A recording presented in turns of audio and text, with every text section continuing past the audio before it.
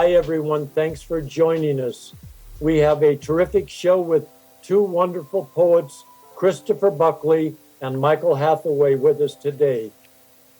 Christopher Buckley will read first.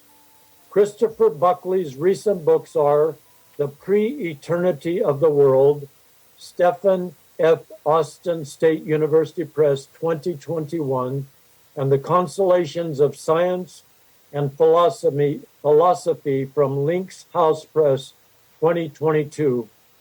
Among several anthologies and critical studies, he has recently edited The Long Embrace, Contemporary Poets on the Long Poems of Philip Levine, Lynx House Press, 2020, and Naming the Lost, The Fresno Poets, Interviews and Essays, Stephen F. Austin State University Press, 2021.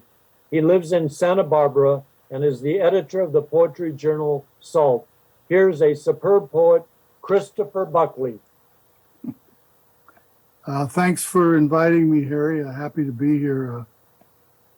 All poets are, of course, happy for any opportunity to read their work, and I'm grateful to be able to share a few poems from the last couple books. I'm going to read one poem from The Pre-Eternity of the World, out last year, and this poem was selected, much to my surprise, by Tracy K. Smith for the Best American Poetry of 2021. Had no idea that was happening, and very grateful. This poem's called After Du Fu. The great, of course, Tang Dynasty poet from the Chinese.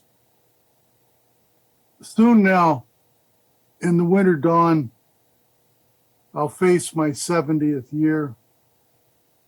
In the moment it takes another leaf to fall, I see how many more evenings I'm going to need sitting here, letting the wind pass through my hands, overlooking the star pines and jacarandas, the valley of home. I think of friends from my youth, the clear green hills and sea, that traveled with me all this way, all almost gone now, despite the long-standing optimism in stars. A haze drifts between here and the islands. I'm still not sure. I take an early drink and praise whatever is left. From 10,000 miles away, the wind comes and the evening air lifts the atoms of light. One thin cloud, shaped perhaps like a soul, is backlit briefly by a rising moon. I stare off, wondering if something more than the resin of the pines will rise on the invisible salt breeze. What more could I want now beyond everything I've had all over again, and the strength to withstand the heavens?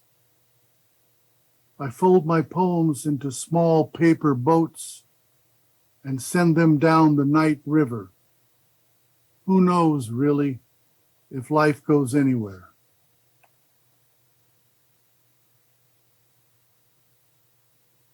This poem, the next poems will be from Consolations, which just come out. It would seem that all I do is write poems and I don't sleep. But that's not true. It takes so long for things to come out that sometimes they back up on each other. This book took about, 4 years or more to see light, but I'm very grateful to Lynx House for it. Here's a little poem that poets get once in a great while. Comes directly from experience. Something happens, you record it, And with only 10 or 15 drafts, you get something that's working based just on the experience as you remember it. So this is called Einstein in the 99-cent store. And it results from shopping weekly in the 99-cent store. A while back, shopping in the 99-cent store, where I go to save on vegetables, yogurt, soap, paper towels, crunchies for my cat, most everything under the sun. I pushed my cart down the aisle of school supplies and picked up a copy of Time Life's 100 Ideas That Change the World.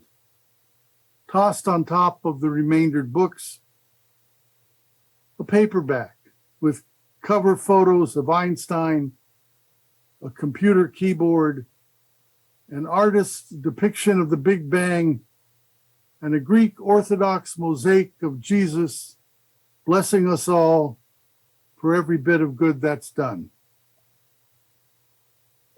I knew the clerk from my weekly visits, a Mexican woman older than me, white hair, soft gray eyes, someone who shouldn't be working anymore. She stopped as she scanned my items and, looking at the book, pointed to the photo of Einstein. Isn't that the old guy who was on Chico and the Man? You remember that TV series with Freddie Prinze, mid-70s? Yes, I saw some episodes long ago. But this photo's of a scientist, Albert Einstein, not Jack Albert, who played the owner of that garage in East LA. Einstein drew a blank for her. Sure looks like that viejo on TV, she said. Then she turned to me, shaking her head a little, and sighed, where does the time go?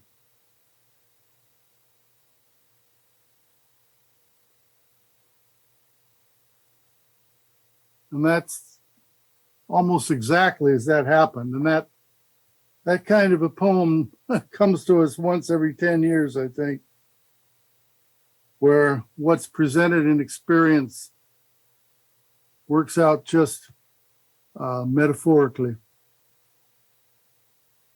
Here's a poem to one of my great Fresno compadres of many years, the great Chicano poet Luis Omar Salinas, who died in 2008.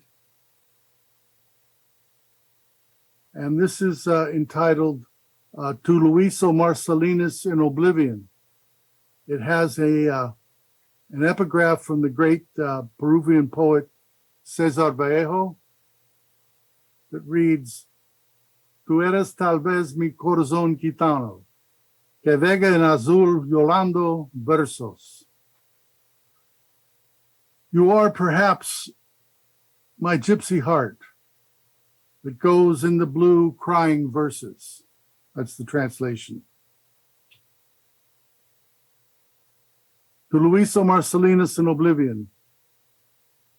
We bet high and slept in the streets. Sure the sky was holding something back. Drove late down Wishan to the market you christened Filthy Foods. Finished with the iron ore of despair.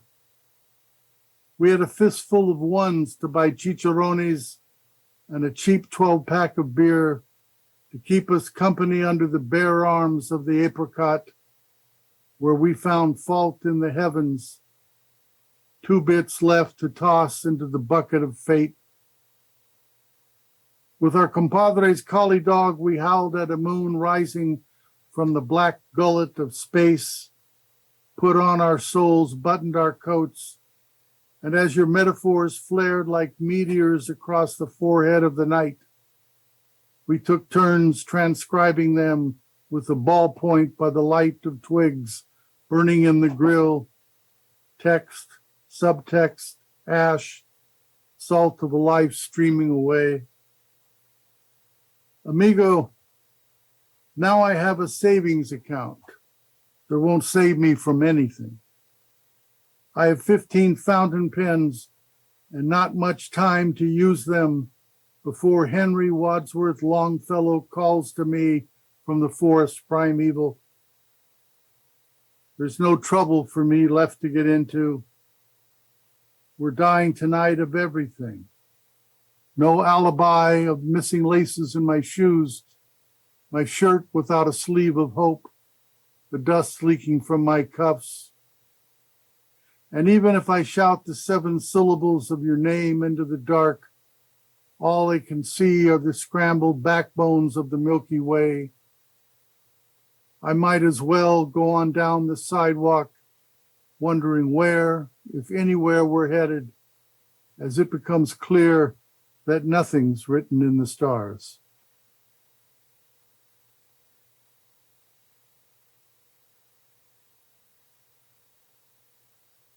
One of my cultural heroes, because I'm, as much as I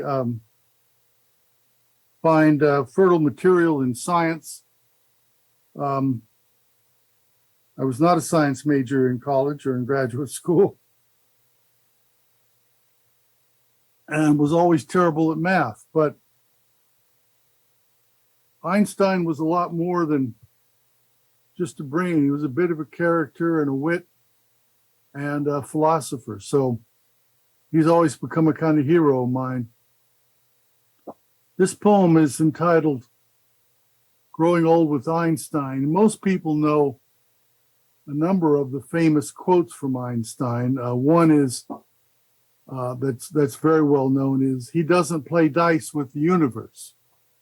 Often misquoted as God doesn't play dice with the universe. And that's who Einstein was referring to. But he was using the pronoun in the quote. And this has 2 epigraphs from Einstein at the top of the poem. One is based on that famous photograph of Einstein with all his hair kind of electrically going back and sticking his tongue out from the 50s. And it says, the outstretched tongue reflects my political views. And secondly, 2 things are infinite, the universe and human stupidity. Now, I'm not sure about the universe.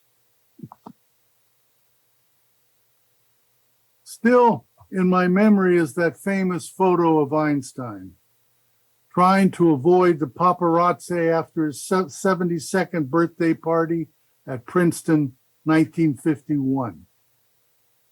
Sticking his tongue out at the press, J. Edgar Hoover, every university administrator and assistant undersecretary poking their noses in. Comrade, I like to think.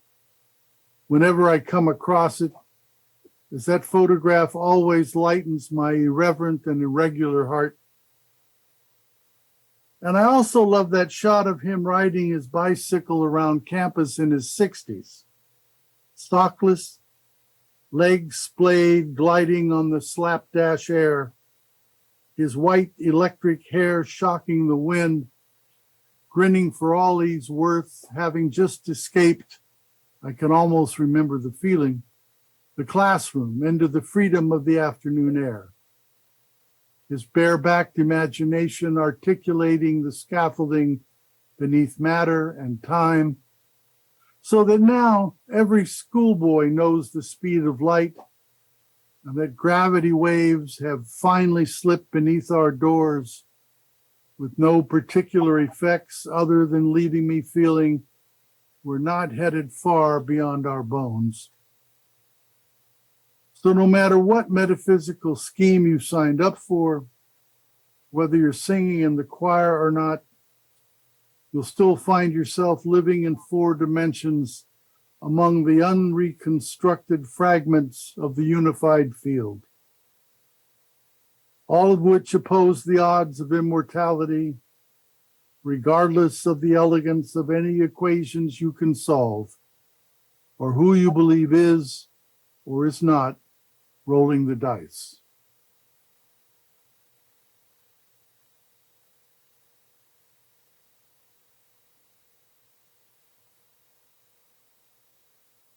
There are a lot of more scientific poems in the book, which has become a rich subject for me the last many years. But most of them are too long for a reading. So here's a shorter one that works kind of by implication.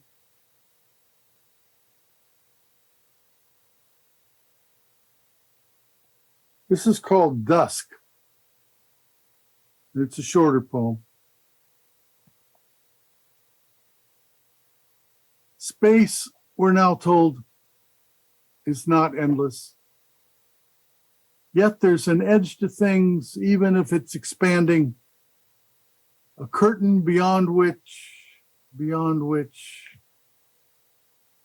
So what have I been doing walking around whistling? I've got the world on a string.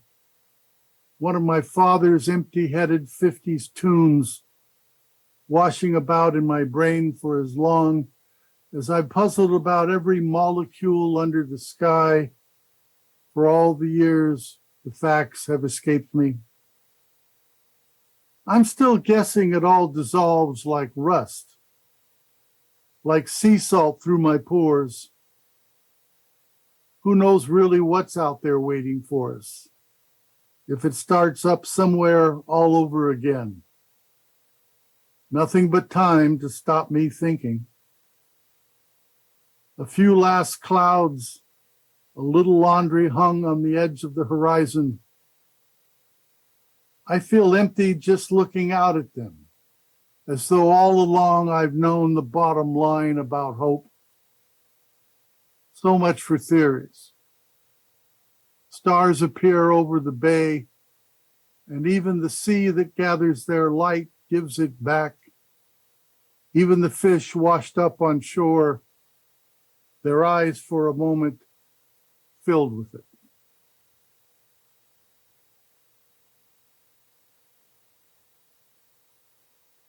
Barry, how are we doing on time? I can read.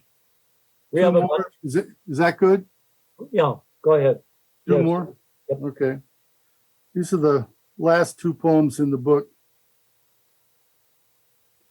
This poem's called In Common, and it's set on the island of Murrietta, off of Barcelona.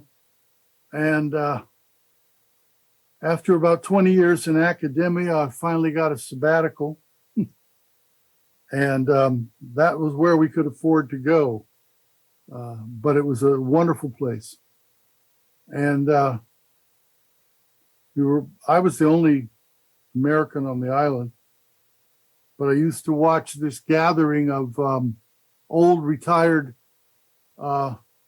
workers at the main square every day. They showed up, they dressed up, they sat there and talked all the day long. And it was quite reassuring. This is called In Common. Most of what I know has flown off in the custody of wind. Still, I'm pretty sure there's a bird missing from that tree. And if pressed, I'd say we're all incommunicado beneath the clouds. Over the cove in Minorca, in the village of Esquivel, where I lived 25 years ago, a group of men retired from the sea fill a few benches in the square every day. They no longer look to the sky with questions and sit there in their caps, cardigans, and slacks until the sun dies down, speaking softly to each other, to the sea that's never far away, gesturing in the air as if they were still untangling nets, testing the wind. Most have never left the island but know what's coming. Walk home each evening, a bit more of it heavy in their hands. Now, like them, my sleeves are covered with salt, dust, with the past, same thing. I might as well lie down on the shore among the broken armor of crabs and clams, though I'd hoped I might one day gloss the phrasing of palm leaves, reason as well as the dune grass against an onshore breeze. Instead, I take a little wine, content to shine a while beside the spindrift and backwash of waves, a melody in the orange trees carrying a little hope into another day. Like those men, I sit here in my white sun-bleached shirt, flag of the only country there is left.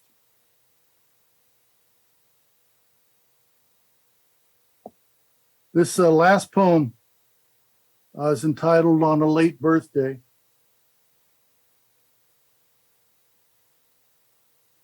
And like many of the poems in this book and other recent books, it gets inspiration from the great poet Cesar Vallejo and begins with a line of his. And it's set in Santa Barbara.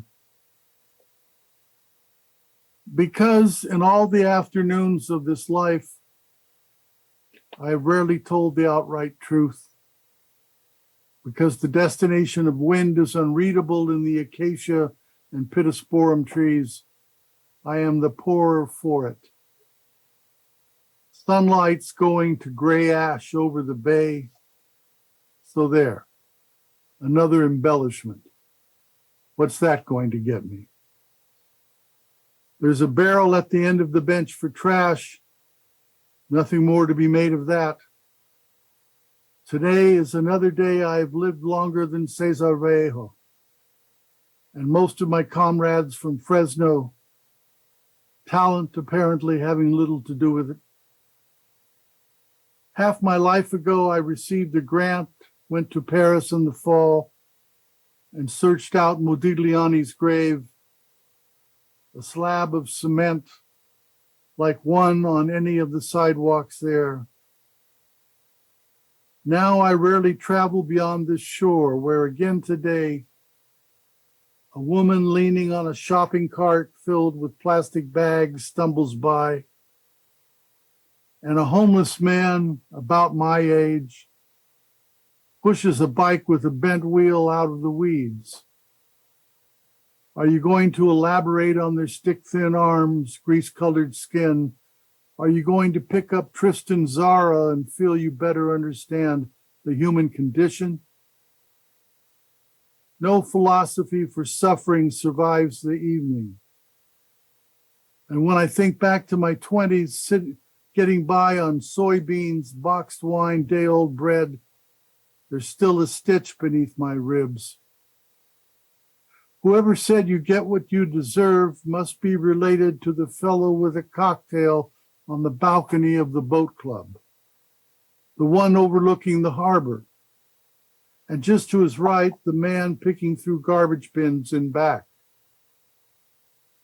When I sit here long enough, a high tide washes up around my shoes, and sooner or later, rain arrives for those homesteading the bushes in the park across the street.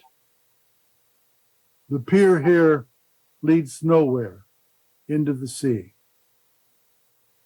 Thank you. Thank you, Christopher, for such a fabulous reading. I love the simplicity, the clarity, the serenity in your poetry. And I have a couple of questions I'd like to ask you. Sure. When did you write your first poem? When did I? Yes. Oh, that's hard to say, Harry, because it depends what we're calling poems. I wrote so many bad verses for so many years as a young man. High school, college. I can remember when I first went into my first graduate school at San Diego State. I'd been out of college and teaching tennis, working at liquor stores, and writing poems. I had a binder full of poems. And I went into my first graduate class and I had a folder of about 40 poems. They were all typed. And I thought, well, this is going to be easy. I already have enough poems for a thesis. And after my first class with one of the early Fresno poets, a student of Phil Levine's, Glover Davis, I realized that not only did I not have a poem finished, I didn't even have a line. So there was a lot of writing that went on. I don't know that I would call them poems. It took, it took 2.5 years at San Diego State to get just enough poems acceptable to get out of there and then go on to Irvine for the MFA. So, yeah, I started off early. I think one of my main influences was my father and my mother, who were both singers, and my father was a DJ. So I heard lots of lyrics and music all my young life, and that probably had as big an influence as anything early on.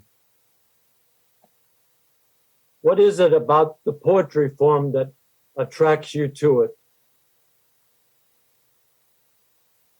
Well, there's lots of different forms, and I write in several different ones.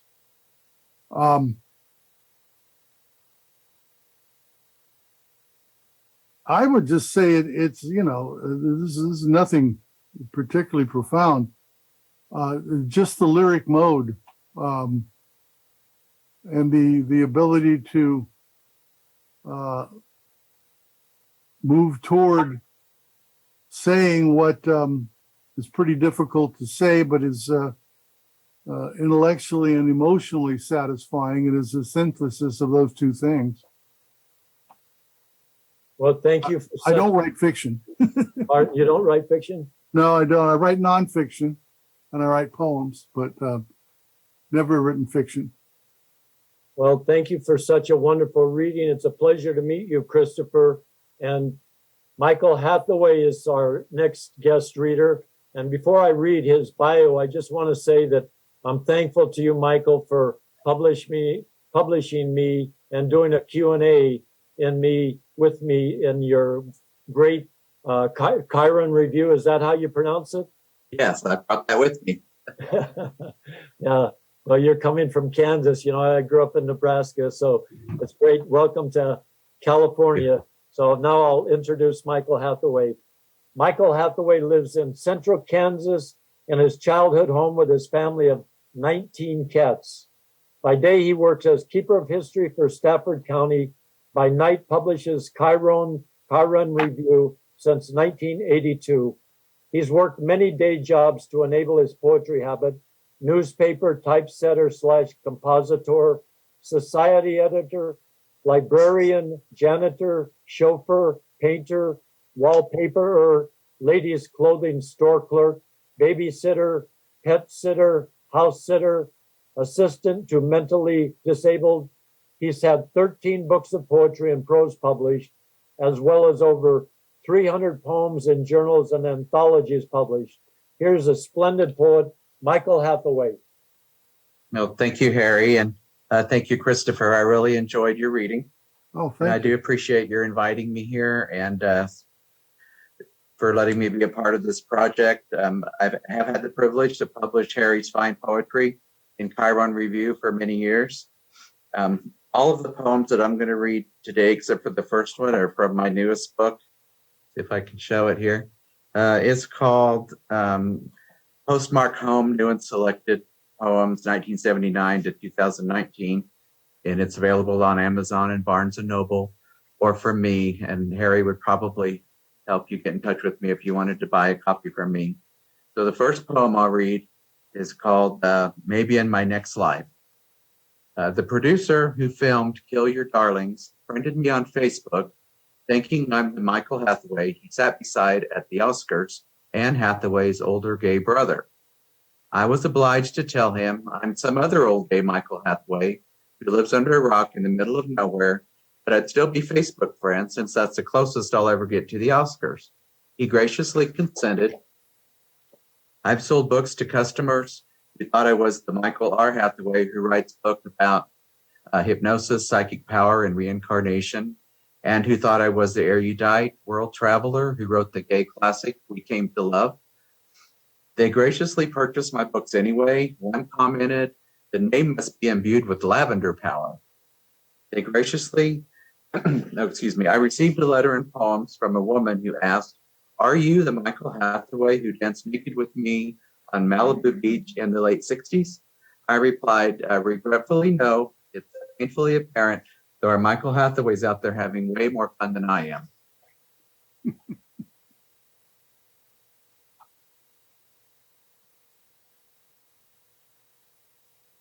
It's called Born Again, and it has an epigraph of my karma ran over my dogma, which is on a bumper sticker that I saw in Florida a long time ago.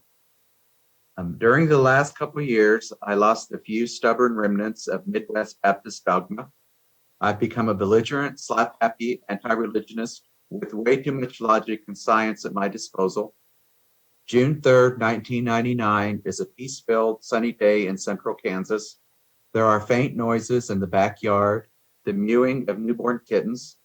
Naomi and year-old daughter Winona both have babies about 2 weeks old. Both families live among the ruins of a collapsed shed overgrown with weeds.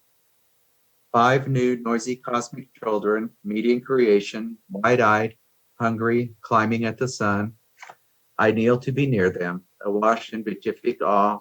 Maybe I'm not such a heathen after all. I'm at church, on my knees, and moved to tears. God was born in my backyard.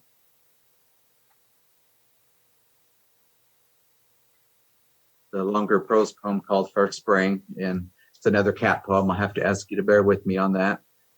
He was brilliant fire orange and snow white, a roly-poly kitten named after singer Fatboy Slim, more Fatboy than Slim when he was abandoned in my yard in late July of 2000. Too wild to be friends at first, it took 2 months and the onset of the second worst winter since 1919 to convince him we could be best buddies. After our initial touch, he transformed into an undulating bag of charm and affection, his purring reverberating throughout the house. It was as if we'd always been devoted friends, as if he'd never mistrusted me. He became my constant companion under my feet, on my lap, on my pillow when he wasn't busy being a kitten, and he loved the other cats too. Fat Boy was slim enough to slip through the pen attached to the house. When I left Saturday afternoon, he was outside, setting about the serious business of frolicking with his buddies Simon and Star, and playing leapfrog, chasing leaves in the chaotic Kansas wind, the child of the sun enjoying his first spring. I felt dread when I couldn't find him late Saturday night. All the night I called. I kicked myself for leaving the window to the pen open. All Sunday I called, panic rising. A spot of brilliant white caught my eye in the field, but I decided it was a sack or paper. It weighed heavy on me while I answered mail and worked on book jobs Sunday afternoon. My heart nagged me to walk the field and look closer.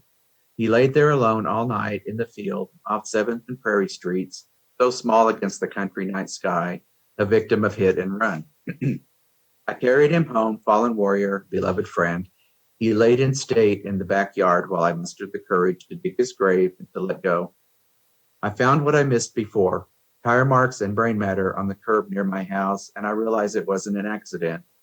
He darted across the street and a long way into the field before he fell and died. That exuberant rhythm is gone, that pudgy Taurus cat, that purring on my pillow, that stumbling up and down the stairs with the kitten under my feet. I laid the remains of my fuzzy little familiar in his grave and covered him with the favorite green t-shirt, looked at Fat Boy for the last time, and felt suddenly blessed. I blessed back. I blessed the cosmos for this rowdy, one-of-a-kind masterpiece and 8 months of joy. Bless those who hurt him and wish them no harm. I bless the universe for balancing itself out. I bless Fat Boy's spirit and thank him for dropping in. I welcome him to drop by again when he reincarnates and assure him that love is always here, that love is always.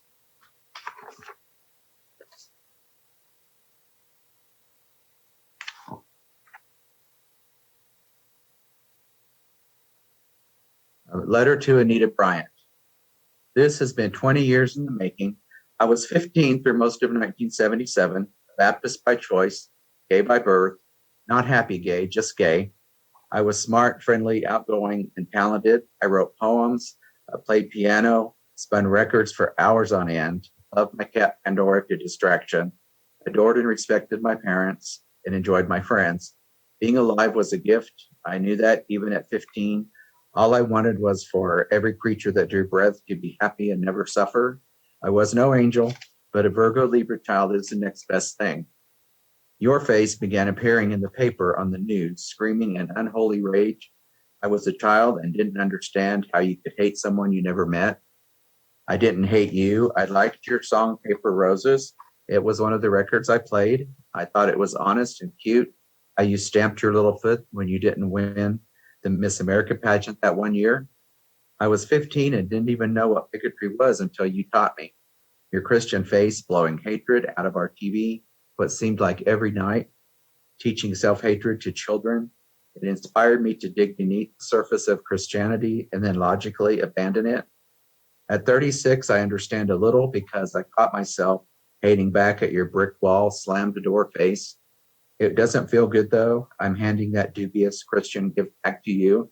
I don't want it. I don't hate you, and I won't hate anyone. You can't make me. My good parents taught 2 wrongs don't make a right. My hating you back won't erase the pain of inequality and discrimination. 20 years later, Anita Bryant, I can say this: I'm happy gay now. Being gay is my birthright. Being alive never felt better. And I love you, you paper roses, amazing grace, foot stomping beauty queen, you.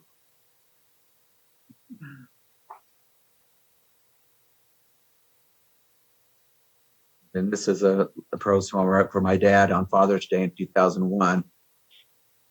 Some writer friends have speculated that because I don't talk or write about you, because we have little in common, because we don't spend a lot of time together, that we are not close, must not get along, or have some unspeakably horrible history between us. I want to set the record straight, so I'm writing about you now. I hope it doesn't embarrass you. They should know, gathering from bits and pieces of barely spoken family history, that an ever-diminishing generations-old cycle of emotional and or physical abuse ended with you. There was never even a trace of it in you. Maybe mom helped, maybe it was all on your own. It doesn't matter. You had the heart and mind to break it. Too few children have the luxury of believing the world is a safe and loving place through childhood, but thanks to you and mom, that luxury was mine. They didn't see you working 2 and 3 jobs to support your family your whole adult life. They didn't see you as a young father, enthralled with his 2 sons, playing and wrestling and instilling a foundation of love, caring, and affection that a 10-point earthquake could never shake. They don't know the lengths you'd go to see your sons smile, to hear them laugh. After returning from a family outing to see 101 Dalmatians in the early 1970s, they didn't see you donning a fake fur coat, smoking a pencil, and vamping around singing Cruella de Vil's theme song. Years later, they didn't hear you wailing along with my Janis Joplin records, sneering, sounds like she dropped something on her foot. They never saw you letting me play Janis or any records I wanted as loud as I wanted, or read any book I wanted as late as I wanted. They don't know you bought my first typewriter, paid for the publication of my first poetry book. They never heard you impart timeless wisdom. All that long hair will give you headaches. In spite of our disagreements and skirmishes, they don't know I've looked up to you as my ultimate hero. Even into adulthood, they've never heard me say, well, my dad says, as if this is the be-all, end-all source, and there's no wisdom whatsoever in arguing with it. I want them to know that even though I wasn't what you expected his son to be a gay vegetarian, soft-hearted, strong-willed, radically liberal, loudmouth poet, you rose to the occasion, handled it with more love and wisdom than most any other son of the American 1950s would have had the guts to. And even though I can't and won't be sorry for who I am, I can thank my lucky stars for my good fortune in the parents department. And a couple of months ago, on that drizzly April evening, I was digging a grave for my beautiful golden white kitten who'd been hit by a car. I never felt more alone, wishing mom was alive again, thinking how I'd give anything and everything to talk to her for just a few minutes. I looked up from my sad thoughts and grim task to see a little red car whirling a U-turn at 8th and Prairie. Stopped and chatted while I was digging. You said, "Is that the only shovel you got?" I said, "Yeah, it does okay." And you said, "Well, I'll get you a better one." Someone might think this was a conversation about a shovel, but these words were not about a shovel. They spoke of a love that is beyond words, a love that does not need to be analyzed, belabored, or shouted from the rooftops, but that just is. Maybe mom sent you, maybe instinct, doesn't matter. The fact remains that you appeared, and as always, made everything all right again just by being there. And this is the stuff perfect fathers are made of.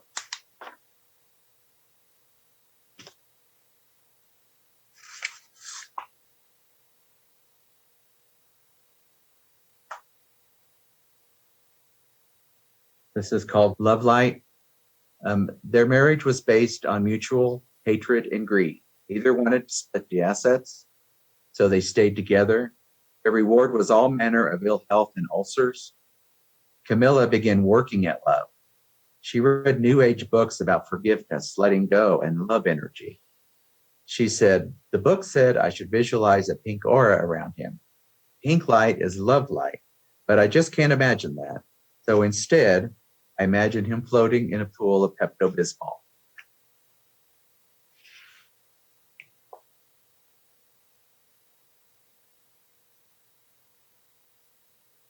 This is called Melba's Cocktail, and it was about my piano teacher who became my friend after I grew up.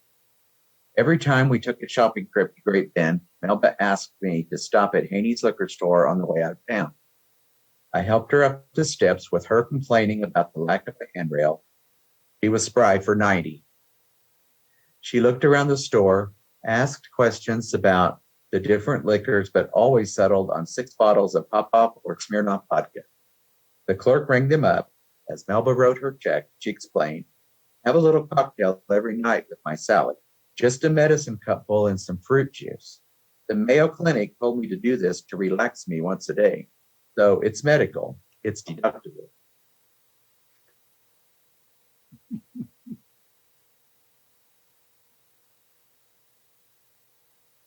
The Madhouse Sitter has a good day.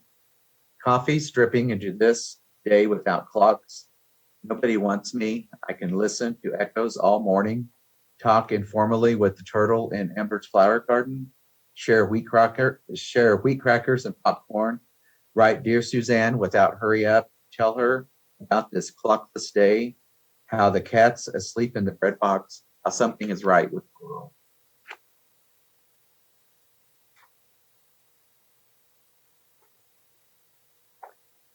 Called Proposed Legislation, Never to Forget. And it's for Milton Meltzer, who lived from 1915 to 2009, who wrote the book Never to Forget. I read on Facebook about some guy who sucker punched a Nazi at a rally. The Facebook poster, a fine poet, was distraught, lamenting the death of free speech. He whined, there ought to be a law. I agree, in the interest of public health, punching Nazis should be regulated. It should be against the law to face punch any Nazi coyly behind the First Amendment more than 6 million times. 6,000,001 will be considered excessive force, punishable to the full extent of the law.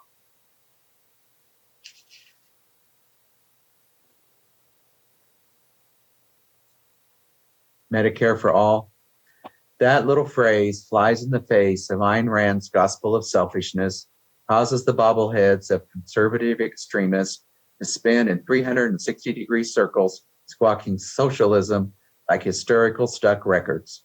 They sneer socialism like it's a bad thing, as if it doesn't make sense, as if it isn't a rational balance, a happy medium between the two harmful extremes of communism and capitalism, as if it isn't common sense compassion, taking care of our families, friends, and neighbors, regardless of cost, as if the word business or profit could ever be associated with any vocation holding human life, suffering, and death in the palm of its hand, as if the free market isn't God, as if there aren't more important things than money, as if it isn't throwing the money grubbers out of the temple.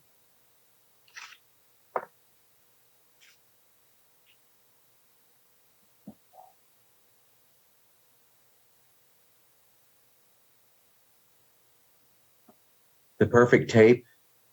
When I was in high school, I tried to make a cassette tape of piano music for Aunt Sue. Our house was tiny, crowded, and noisy. I was cranky and irritable because no one would quit talking and laughing long enough for me to get the perfect tape. I eventually gave up. 25 years later, after Mother's death, I ran across that cassette in her jewelry box while cleaning up my parents' house. I put it in the cassette player and pushed play. There it was, the purpose of the whole tape, my clumsy but ambitious piano playing. But the music was only a noisy obstacle as I strained my ears for the slightest hint of Mother's voice, for big laughter in the back, the lively banter of my little brothers and sister, Grandma Smith's chatter, her oops and her lilting laughter when she remembered I was recording, the obnoxious howl of Mother's long-gone Siamese cat, the sounds of bustling life in our home so many years ago. All that beautiful chattering and giggling, music to my ears, and I realized if it hadn't been for that damn piano music, it would have been the perfect tape.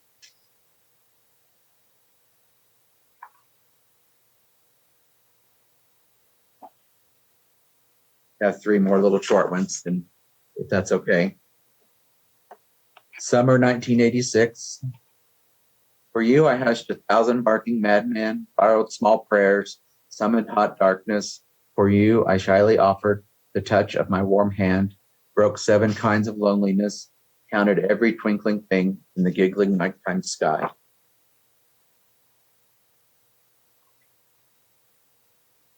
Sunday school, Kansas in the early 1970s. She said, in heaven, there'll be streets made of transparent gold and a mansion for everybody. I said, wow, but what do people do in heaven? She said, you can do anything you want in heaven. And I said, do you mean I could ride dinosaurs and sing with Mama Cass? And she said, I guess so.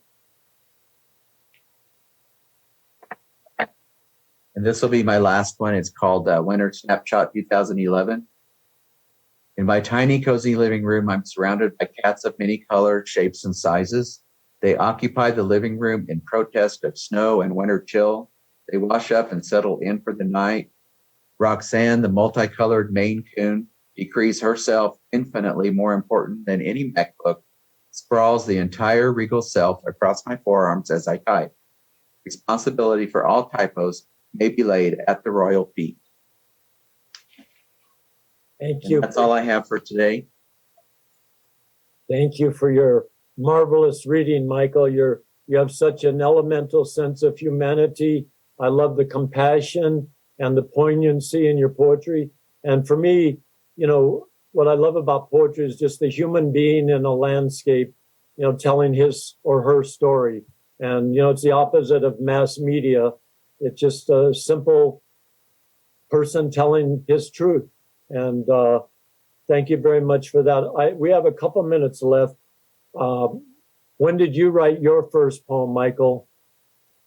I wrote my first poem in 1976. It was for my 9th grade teacher. She gave us a poetry class, and I found out I could write poetry. She liked it so much she read it to the class. So that was good encouragement. Now, why did you start your Chiron review? I started it because I had a cousin named Connie who had written a manuscript of really wonderful poems, and I tried to get them published, you know, in bigger presses, and I couldn't get anyone interested. So I just decided to publish them myself. And that was basically the first issue of the magazine. Well, it's a fabulous magazine, and I know Christopher does Salt. And so I'm glad when you guys do, or women do, your poetry mags. It keeps us all alive. And finally, the last question, we have about a minute left, is what is it about the poetry form that attracts you to it? Well, for one thing, I like the brevity of it, and I like the musicality of words. You get to use the musicality in poetry more than you can in the other forms. You know, I'll have a quick question for Christopher. Christopher, why did you start your lit mag, Salt? Mostly just to give back to the poetry community. I ran, along with Gary Young, a magazine called Miramar for 8 years. which was quite a big project and a lot more expensive. And I ran out of money and Gary ran out of time. So I switched to this, to Salt, which looks like what we'll remember as little magazines from the 60s and 70s. A more modest presentation. It had stapled spine, although now I've gone to perfect binding. But just to keep a good mix of local poets out here with national poets and do what I can to promote a number of the things you were talking about, the clarity and humanity. Well, thank you for that. You know, anybody who really is a student of poetry knows that 90% of the poetry that is published in the United States comes from the small mags. So I want to thank both of you for keeping that tradition alive. And here's our wonderful director, Jennifer Clymer. And thank you both. You've provided us with inspiration and new ideas about what poetry can be, and always a sense of humanity. So thank you both. And here's Jennifer. I want to thank you. And Michael, I want to say I have been told in the past to shower somebody in pink light, and I won't ever think of that without Pepto-Bismol now. Thank you both for being with us. Harry, tell us who's coming up next week. Next week, we have two fabulous poets, James Cushing, who SLO poet laureate for a couple of years, professor up at SLO Cal Poly, and David St. John, one of the great poets of LA at USC. So I'm looking forward to both of those. Terrific. Thank you both for being with us today, and please come back and be part of this again soon. Thank you for having us.